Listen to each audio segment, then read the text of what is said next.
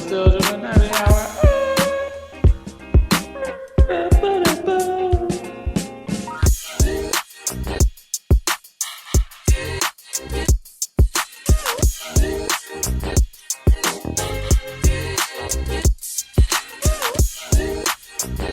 Welcome to the Still Drippin' Happy Hour. This is your host, Mason. On the move tonight, we got nobody. It's just me. We got another solo pod. This is the summer of the solo pod right now. COVID's been killing us. Vacation. You name it, we've had it. Adversity. Before I get into this solo pod, I'm going to need you to go on Instagram and Twitter. Follow us at StillDrippin'TN. Also, go to iTunes, Spotify, wherever you listen. Give us a rating. If you're on iTunes, give us a nice review. Spotify, all you got to do is click 5 stars. You don't even have to type anything. iTunes, we'd love to read a review from you. If you choose to do so, please give us 5 stars. But if you make the review bad, at least make it funny. At least do us a service in that aspect. And I think that's about it. I think we're ready to jump in. As you know, if you listened to last week's episode, we had some good stories. I was in Florida with Hayes' uncle, which was quite a great time. I still need to post my gift that he gave me. It is a fire Air Jordan zip-up hoodie. Not vintage, but bordering vintage. But it was a fun week. Anyways, I guess we can now jump into Inside the Box. Apologies if you hear some loud booms coming out of your headphones. The 4th of July may be over, but don't tell my neighbors. Anyways, let's see what's coming out this week. We've got Dunk High in the Sail colorway. A little different textures on this. Not a bad look. Dunks don't fit me, but I wouldn't complain if I were to hit on those. Air Force Highs, a cold wall, sponge crater. That thing looks absolutely hideous. Air Max 95, Off Noir. The black sole just doesn't really do it, and I just feel like it's fading the wrong way. To start and end with black in the move for me, so I'd probably pass on those. Really nothing else of note. We've got the low bowling shoes, the Air Jordan 2 Low Nina Chanel Abney in a green colorway. Actually, these kind of look better than normal Air Jordan 2s, if I'm being honest. The hat that comes out with those is absolutely fire, though. Absolute must. $36 for that hat is a great price. So I would go with those. Women's Dunk Low Lisa Leslie colorway. I guess that's an ode to the GOAT of the WNBA, so can't hate on that. The colors really pop, actually. It's a good summer shoe. And then nothing else of note. We've got some ACGs, some Bo Jackson lows. Not the greatest move, but you know, it's the summer of dunks and Air Jordan 2s, so you get more of that. Moving on to what caught my eye this week, though. We've got quite a bit lined up. Since it is a solo pod, I'll try to go heavy on the news. Don't have too much banter back and forth. We've got a Air Jordan 5 coming out sometime soon. It looks like it's a women's, but it's all black. It kind of looks like a metallic 5, and it's a Gore-Tex. So if you guys have listened before, Gore-Tex is like the all-weather gear. It is a collaboration in that aspect. It looks like the sole is coming yellowed on that. But overall, a really clean look. It looks like we've got a suede all across the upper, just like the metallic 5s. With the reflective tongue, you get a nice pair of lace locks. You get the 23 stitched in on the back, not the back of the heel, but, on the side of the shoe. And then on the other shoe is Gore-Tex spelled out. So not a bad collaboration, in my opinion. Air Jordan 5 isn't the most outdoor-ish pair of shoes. that I would have picked for this Gore-Tex collab, but I'm not the one making the decisions. Going with a shoe that actually I think I might have found the Air Jordan 2 that Hayes would rock, and this is the 218 Air Jordan 2 Low. Still looks like a bowling shoe, but the leather looks really nice. It's got a waffle print on the inside and then a nice suede on the outside. A dark suede coming down and kind of goes into the rest of the shoe, which is a lighter khaki suede. In the running for best low Jordan 2 this year. Like I said, it still looks like a bowling shoe, but the brown colorway is really doing it. It's got some hits of red and blue on the stitching. I don't know what that's about. Honestly, I've never heard of this 218 collaborator. In the future, we'll try to highlight them and see what they're about. But for now, I mean, it doesn't look like a bad collab. It's definitely different than a lot of the Jordan 2s that we've seen so far with the bright colors. Really earth tone colors here. So not a bad shoe. Not at all. Moving on next, we've got a new Dunk Low colorway. Miami Hurricanes. This is going to be a hot one, I assume. Everybody is predicting that the Hurricanes are going to be back this year. And Nike is trying to time that up with this Gatorade-esque Dunk Low. It's it's definitely a Hurricanes Dunk Low, so I really like it. These color combinations really go hand in hand with one another, and you can't beat it. All that dope vintage Hurricanes gear from the 80s and 90s, bring it back out, put it with these shoes, and you've got a winner right there. And for my non-Nike listeners, I'm going to give you what you want. Stone Island and New Balance have a couple of colorways coming out this week on July 8th. It's interesting look for me. It's like I don't even know what model this is. RC Elite V2. And it looks like Stone Island logos are ripping through the uppers of these shoes. Looks more like a running shoe, not your casual New Balance that you are normally used to. Still not for me, so I'm going to move on, but got to bring you the news. And really, New Balance and Nike are the only things that are hitting this week. Some 990s, 990 V2 Sea Salt. It looks like an aged pair of white and gray New Balances.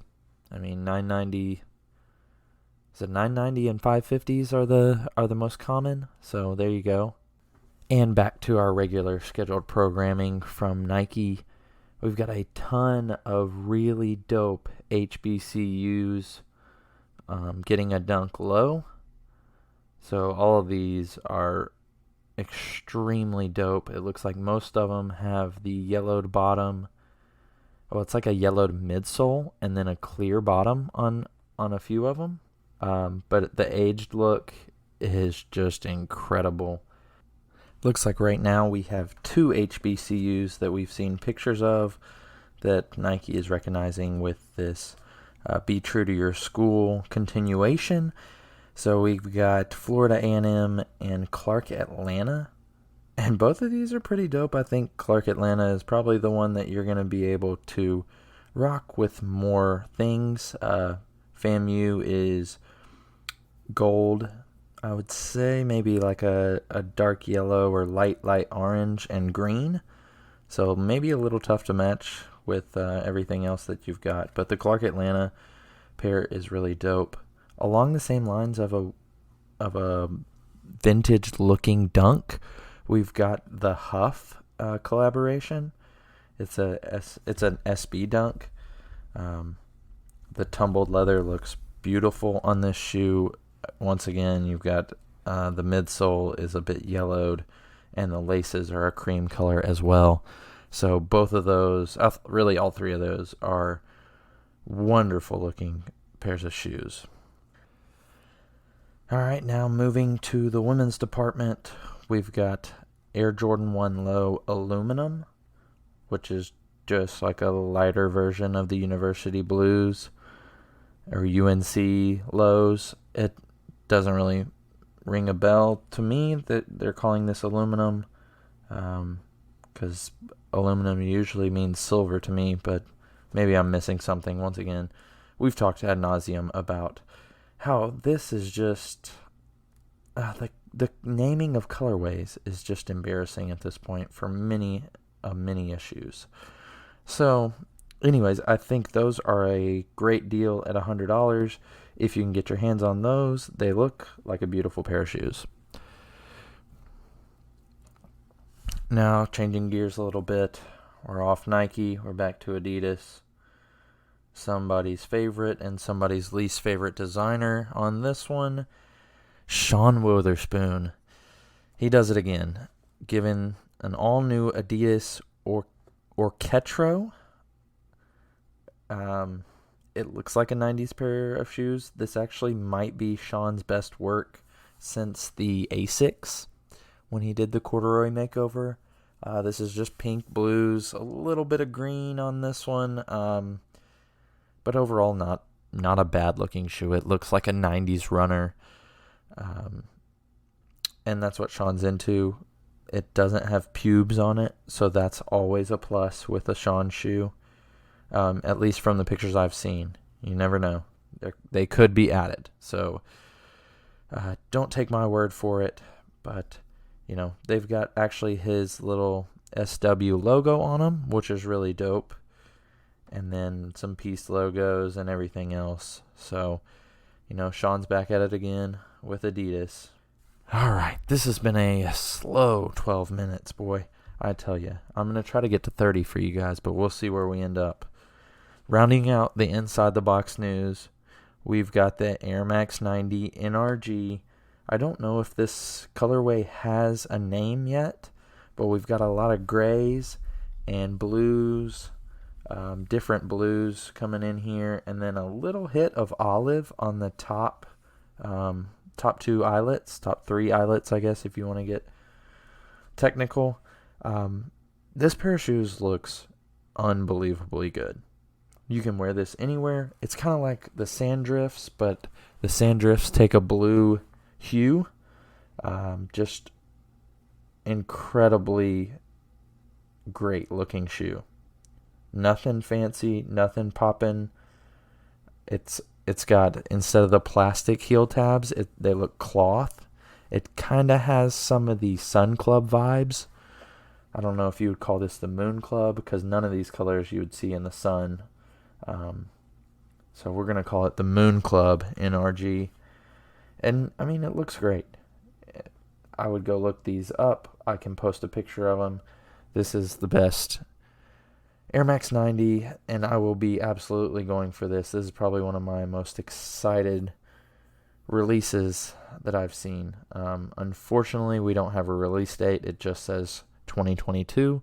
So hopefully they'll come out on sneakers, or maybe they'll just be a general release on Nike.com. Either way, I will be looking out for that, and I will let you know when those drop. And, wait. Just scrolling through North Carolina A&T. The Aggies also received a Nike Dunk Low in a gray, black, and blue colorway. All of these are keeping with translucent sole and a cream-colored midsole, so it looks aged. But yeah, that's the third school that I've seen, third HBCU, to receive the Be True to Your School edition of the Nike Dunk. With that, now let's move into Outside the Box. I think the first thing we can talk about, I think everybody's got to be excited. I play video games one day a year. That's just my limit. Once I do that, I feel good for the rest of the year. But anyways, regardless of what I think, NCAA 2023, that may be worth me bumping up to 2 to 3 times a year. I think it was just announced. I don't know. I saw a lot of chatter on Twitter about it. Everybody's excited. And that is the only game that I actually play, whatever the second to last one is. 2012, I think I have. 2012 or 2013. But anyways, 2023, coming back with a bang. Let us know who you'd like to see on the cover of that. It'd be interesting whether they used to do an outgoing senior or somebody that was leaving college football so they could actually get the endorsement money and use their likeness on the cover. But now I guess they can use anybody they want. So we'll see what kind of NIL deal that fetches for somebody. It'd be pretty cool. I assume it'll be somebody from Ohio State, Alabama, Clemson if they get back on top. We'll see about that. Maybe Georgia. I just can't see Stetson Bennett being a cover athlete. That'd be somewhat of a shame, but that Boise State quarterback did get on the cover in the NCAA once upon a time. So, in some Nashville news, we had the NASCAR race a couple weekends ago, the Ally 400, somewhat in Nashville. I mean, it's Nashville Super Speedway, but it's not in Nashville. But anyways, Chase Elliott won that. My son's named Elliott, so by default, he's probably my favorite NASCAR driver. Not that I really watch NASCAR, but anyways, Michael Jordan was there, the GOAT. Flew into BNA on his private plane. Really dope looking plane. Got the elephant print with some purple accents and the Jumpman logo on the tail wing. I don't know if that's what you call it, but seems like a good name for it. NBA news. We had free agency start. The Timberwolves traded an ungodly amount of picks for Rudy Gobert and players. To be honest, it was just a terrible trade in my opinion for the Timberwolves. It's not going to make you that much better in the playoffs, but, you know, for a team that hasn't been to the playoffs since like 2004, I guess you do whatever you can to just get there, and then you figure that out later. So I think it's 4 first-round picks, the maximum amount of picks you can trade, going for somebody who can't really score the basketball, and that's kind of how you win games. So he might be great on defense, but yeah, that's a head-scratcher for me. Another head-scratcher is Kevin Durant listing his 2 primary trade targets after requesting a trade as the Phoenix Suns and the Miami Heat, 2 teams that have been to the finals in the last 3 years. I mean, it's just like the Warriors, him going to the Warriors all over again. Like, how desperate can you be? Like, I don't know. You could actually improve your reputation in Brooklyn by just staying. Like, you already have Kyrie. You had James Harden. You couldn't make it work. I don't care how many rings Kevin Durant gets. He's never going to be in that conversation because he worries about people chirping him on Twitter more than he does going out there and being a leader. So leadership, I think he's got to play with somebody that's a bigger leader than him and not a better player, but somebody who commands more respect than he does, because I just can't see him walking in a locker room and people believing in what he's saying, because as soon as something hits the fan, I mean, he's got one foot out the door. Once again, just like Kyrie, just like Ben Simmons, you got to have somebody in your corner to say what the beep is going on here. And, you know, all 3 of those guys play for the Brooklyn Nets. So I think Brooklyn's really wishing they had Kenny Atkinson and D'Angelo Russell and a group of no-names more than they have their group of superstars. Because I think KD went to Brooklyn because Brooklyn had better vibes and he killed them all. And now New York Knicks are on the come up. So, you know, shout out to KD the Snake. Moving on, I had a few top 5s that I was prepared for. They were mostly food themed. I thought about cereals. I thought about other like appetizers. But I think I'm going to go with top 5 breakfast foods. Cereal gets an honorable mention, but I almost feel like it's a class in its own.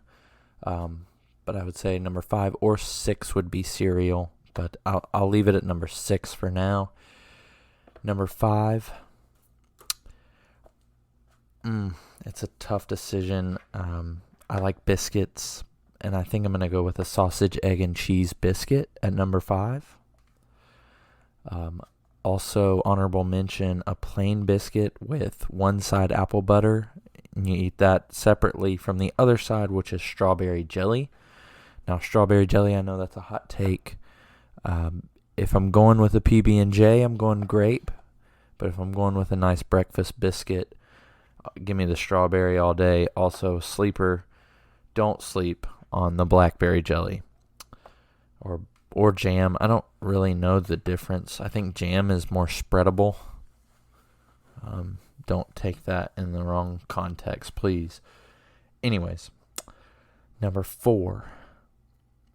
I think I'm going a bacon, like breakfast burrito type thing. Emphasis on the bacon because that's where I would put this in there is at number 4. Number 3, going with a sugary treat. I gotta say French toast with the powdered sugar on top. Give me the syrup, but not too much syrup because you wanna be able to taste all the French toast. So that's number 3 for me. 1 and 2, I've been going back and forth, but I think I'm going with number 2 is steak and eggs. I feel like most of the time you get steak and eggs in Texas on a complimentary breakfast. But a lot of places will serve steak and eggs. You just got to seek it out. It's not a normal breakfast item. So that's number 2. And then number 1 is my all-time favorite, chicken and waffles.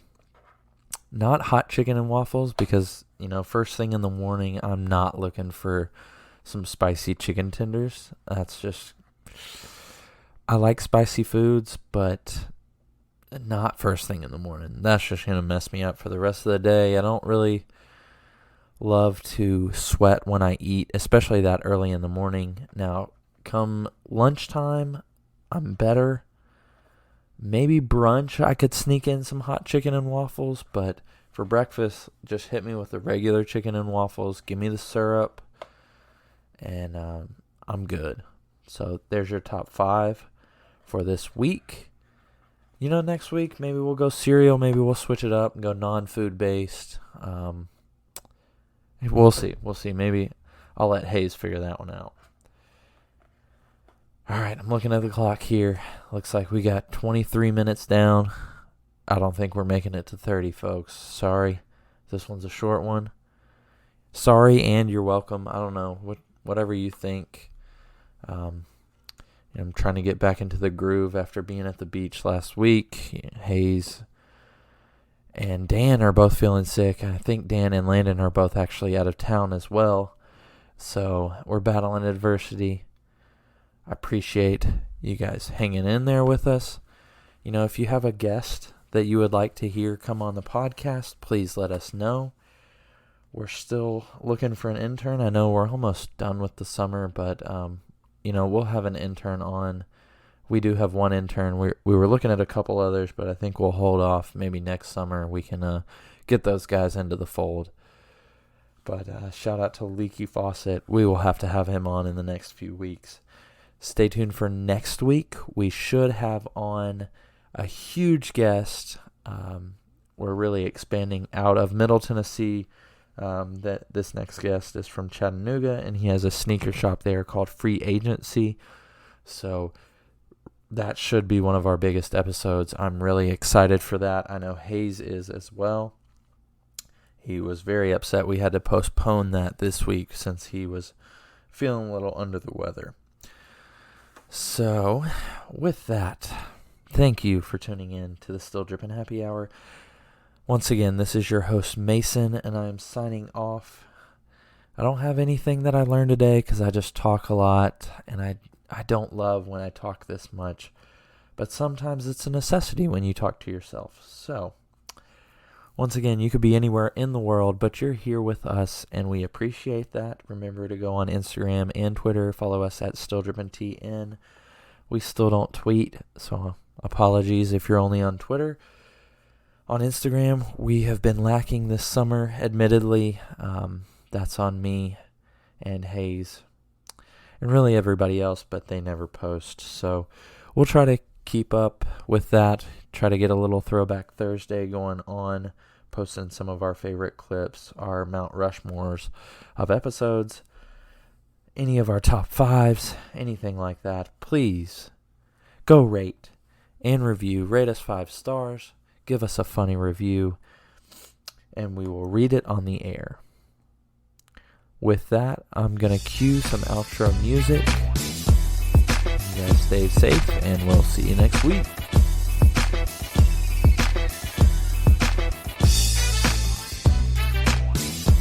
Peace.